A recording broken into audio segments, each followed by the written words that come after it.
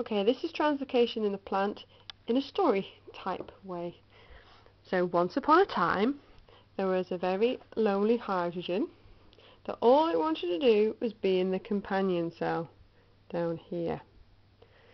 But the companion cell didn't want little lonely hydrogen, so it kept on using ATP to kick it out of the cell into all the surrounding cells. This caused an acidic pH to occur in these surrounding cells.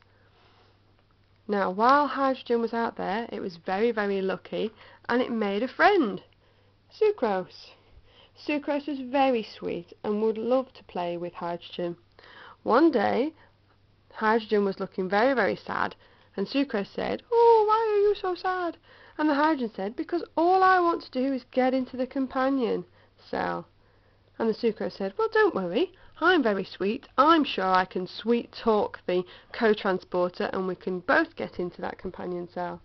So off they went to the co-transporter, and down the hydrogen ions diffusion gradient, the sucrose and the hydrogen got into the companion cell, and they were partying away, having lots of fun. Very soon lots more sucrose joined along with the hydrogen into the companion cell. But unfortunately,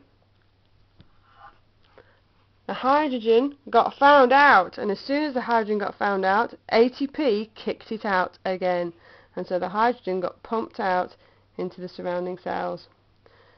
Sucrose, feeling a bit lonely in that old companion cell, with only other sucroses for company, decided that he'd have a look out of the plasmodesmata. So, sliding down some cytoplasm strands out through the plasmodesmata into the sieve tube element, he decided he'd go for a ride. But in order to have a ride down the slide, he needed some water.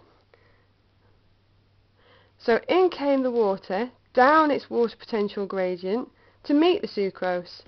But that caused a lot of pressure on poor sucrose, and sucrose just ended up sliding down the pressure gradient, and he got that sinking feeling.